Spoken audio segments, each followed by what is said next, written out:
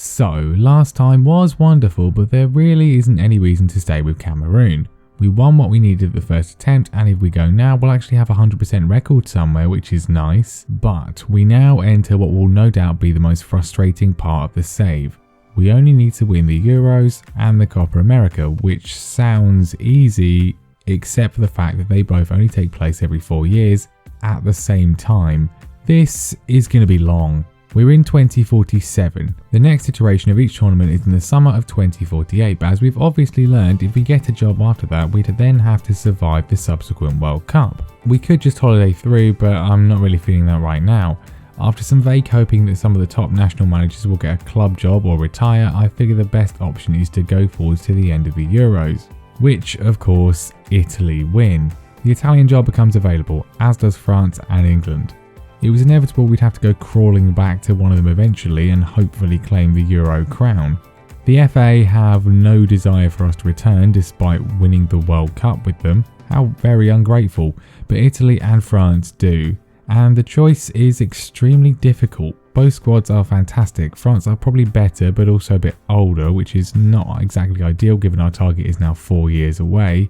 But I do feel we have unfinished business with France. They say never go back, but if we have to, I'd rather go there than Italy. We also have unfinished business at the Olympics, and I successfully dismissed the under-23s manager days before the tournament to steal his job. Oh, and for those wondering, the FA decided that I'm not the right man for the job, but Jamie Vardy is. Anyway, let's go through the intervening stuff before we can try again to finally win the Euros, assuming we don't get sacked along the way. The Olympics, well, unfortunately I didn't pick the squad, so the AI classically figured we only needed 4 defenders, but we are still able to put in some good performances, making it through the group before beating Germany and Morocco to make the gold medal match for the first time. The combination of some insanely bad luck plus an injury to star striker Patrick Piazza meant we got battered by the hosting Italians in the final, but still, it's a silver medal and an upgrade on our result with Mexico in Paris 24 years ago. Christ. The Nations League is pretty standard. We play well, except for when we lose to Scotland, who end up winning the group, and that's that. World Cup qualifying ends up with a group win despite the efforts of Ukraine. Obviously, the aim here is just to avoid doing so badly we get sacked.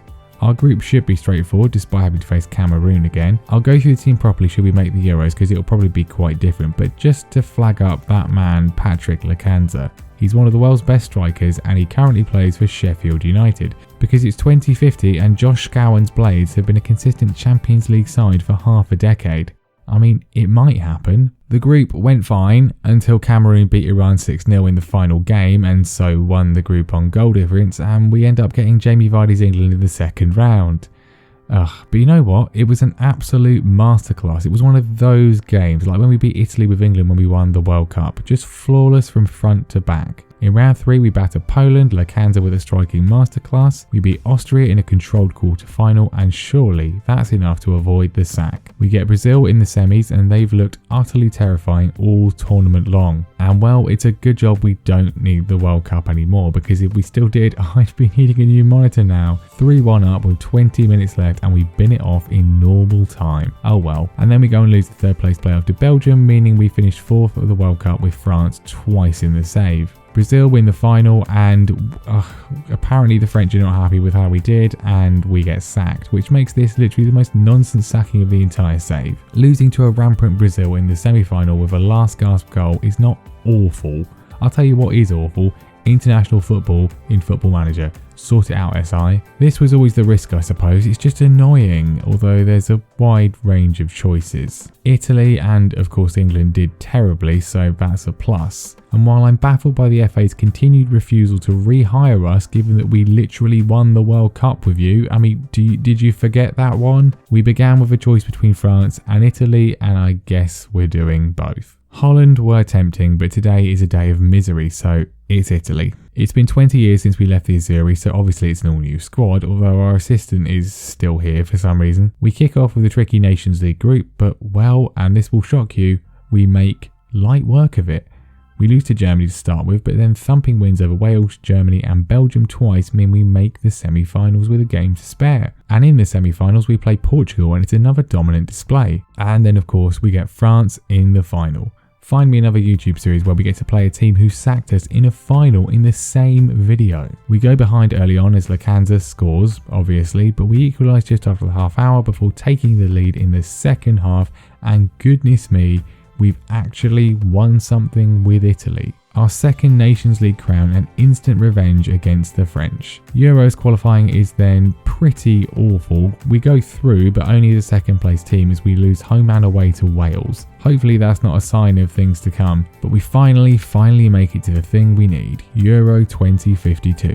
As annoying as it was to get sacked by France, this Italy team is arguably better, Welsh defeats aside. Goalkeeper is a bit of an issue, nobody really impressive, but we'll start the experienced Vela. We are however stacked at right back, and Cesanato is probably the best. Baldan and Atari are at centre back, with Graziosi at left back. Midfield is probably the main strength, with Marola, Grazioni and especially Foglia. Vianello and Castaldi are decent on the flanks. And then there is Molinaro up front, who is world class. Our group is hopefully quite simple, with Ukraine up first. My policy is absolutely just go full strength to try and win every single game. We win a nice early penalty which Molinaro uses to open his account, and minutes later a nice flowing move finds Castaldi, who doubles our lead. It's 3 before half time as Molinaro grabs another, and that is how it ends. A dominant opening win. It's Northern Ireland up next. We make another good start. Some strong defending from Northern Ireland can't stop Molinaro getting his third of the tournament. They go down to 10 men and our increased pressure tells as Graziano makes it 2. In the second half, Castaldi stupidly picks up 2 swift bookings to even the teams up, but it doesn't matter. Another dominant, if not clinical performance sees us qualify with a game to spare. I want, however, to keep the momentum going against Switzerland, so no changes to the team beyond the suspension. So when the Swiss open the scoring, that's obviously terrible.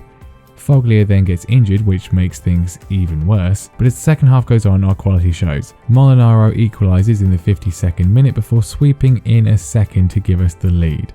We hold on for the win, topping the group and hopefully with a few more gears still to go through. But if we are to win the tournament, it'll be without our best midfielder, as Foglia is revealed to now be out for 3 months.